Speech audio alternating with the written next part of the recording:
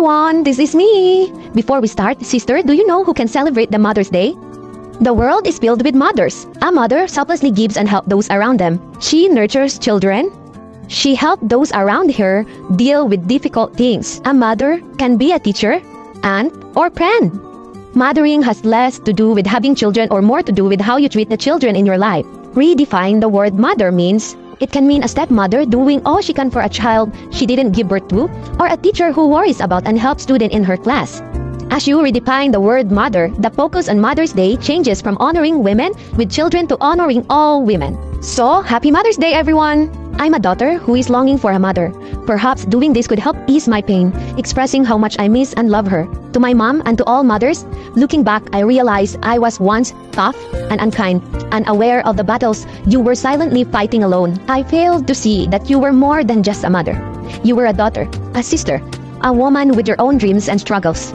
Mama, nanay, mommy, tita, or auntie, and to every teachers and to all mothers are an extraordinary person, and I'm filled with pride for all of you. You selflessly toil the day and night caring for others' children, tending others' people home, sacrificing the precious time you should have spent to your family. For over a decade, you've been a distant, battling homesickness and loneliness, missing out on our growth and experiences. Yet, we never truly felt apart from you, as your love and devotion transcended the distance. You remain steadfast, mother, even from afar.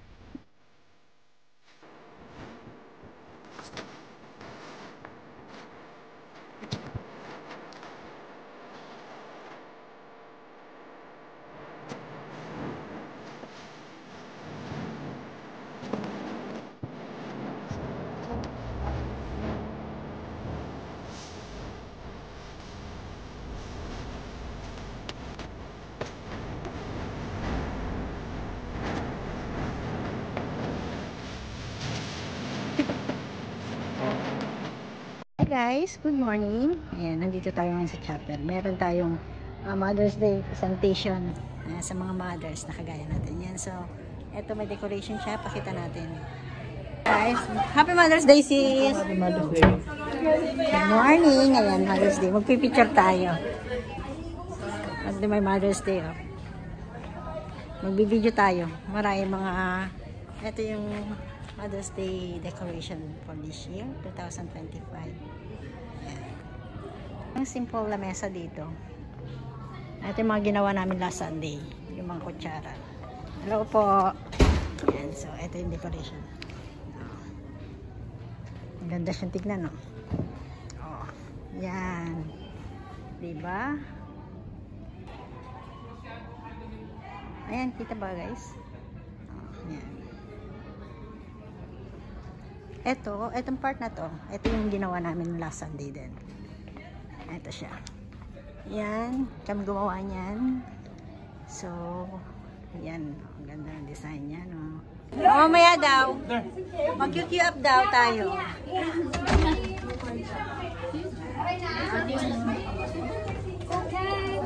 Meron silang pa-surprise. So, andito kami nagwe-wait, nag-queue up. Tingnan mo. Okay na? Already? Unaya mo lang sila. Yan, line by line. Oh. Yan. Sige lang, sunod-sunod lang. Hindi, tingnan. May lumili pa. Dito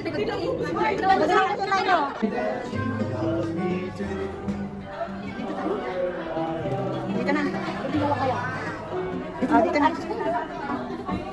Oh, dito na tayo. Dito na lang tayo. Dito na lang tayo. Dito na lang tayo. Ikaw mo nga isa si Marika. Ikaw mo si Marika. Oh, dito na siya. Dito na siya. Dito na.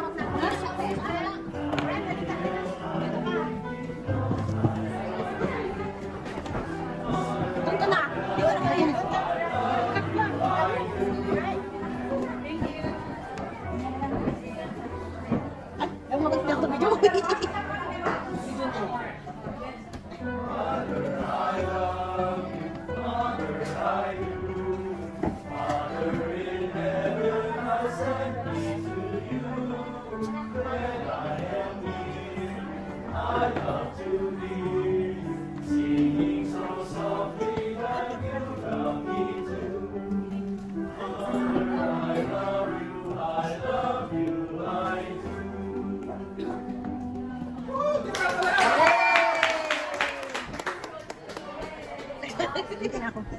Nag-block. Ayoko na. Hindi, okay na yun. Dito na dito ako. Hello. Kaya ano yung Marika? Let's don't get inside. Parang yung mga kapatid. Ito natin ang Mother's Day celebration para sa mga Mother's Day. May interview na. We'd like to Mamaya na muna. welcome Magkakatas. to start with, can we call on Sister Marika Abella to give us the invocation, sisters? May klase pa ata sila. Baka may klase pa po. Let's have, Bishop is presiding, of course, on this one, and he will be beginning our welcome remarks after. Sister, you can start. Di ko na sila sisukan. Ayaw mo yung wala kay mama. Okay, so wait lang natin yung ating opening prayer. Ito yung sa Eagles na yan. Ito yung ginawa namin last Sunday. Ito si Marika. Saan ba si Marika? Opening prayer, then. Ando na, siyang papo pala. Sige doon. Anong bulak na?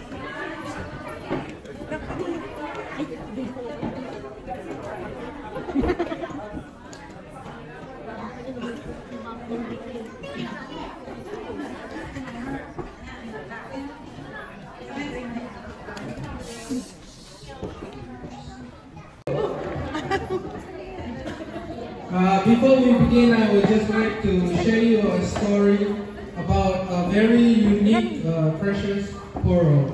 The biggest pearl in the world is found in the Philippines. Did you know that?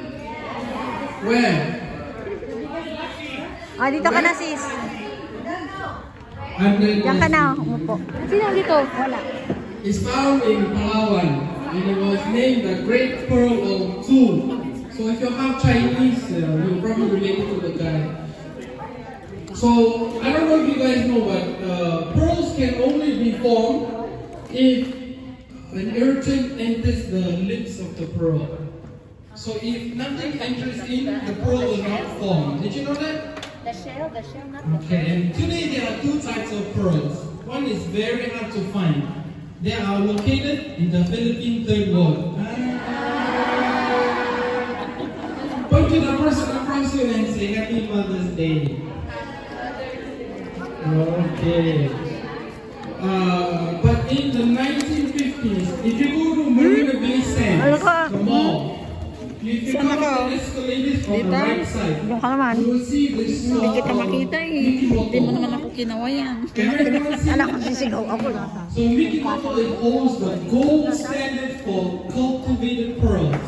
This guy figured out that if I put a round nucleus inside the pearl will form it. So most of the pearls you see actually is a fake pearl.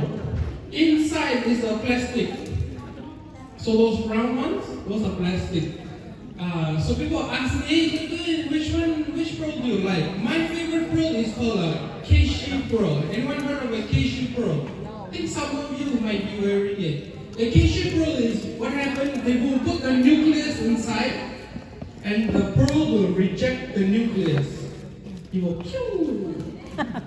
And what will happen is a very ugly pearl will form inside. So those who are pearl enthusiasts, they will go after the Keishu pearl because it has a higher value. Meaning, inside the Keishu pearl is pure nacre. Who's wearing a pearl right now? Anybody? Okay. Successful is truth and soberness and love and service. Truth and soberness is teaching children to walk in the ways of truth and soberness. Magpe-perform yung mga brethren at saka yung mga primary. Ha? Well. Palaki na natin ng konti. Oh, naku, hindi pansay. Tayo.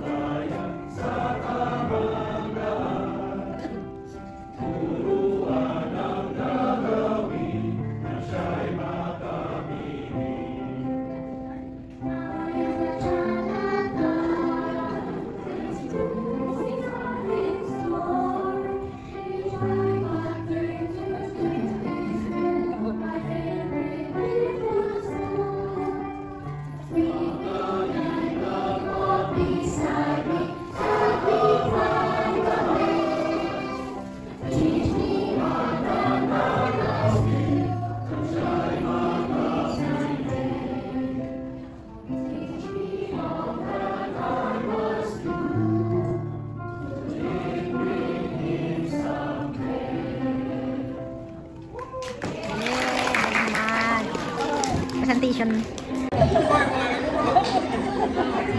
Picture. Picture sali-sali.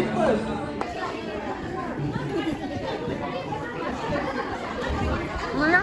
Ito to masaya. Ang kanya burong nagbing.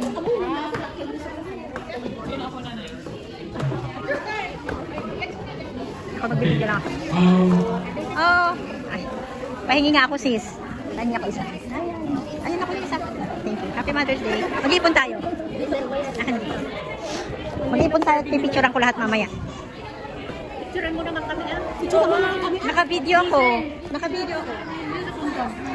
Yan. Kain na oh. Ito yung pagkain. Chicken breast. Punta kuha mo tubig.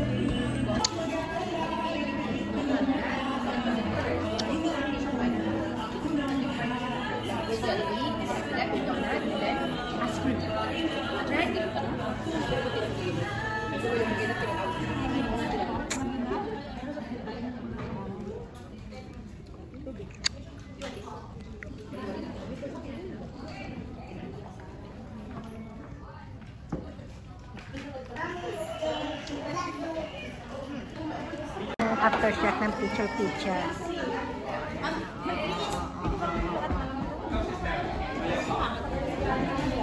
Banana. Gusto mo ba?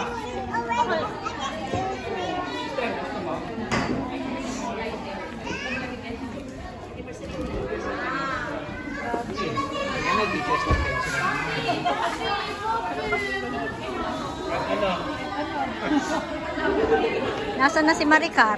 Ay, ayun.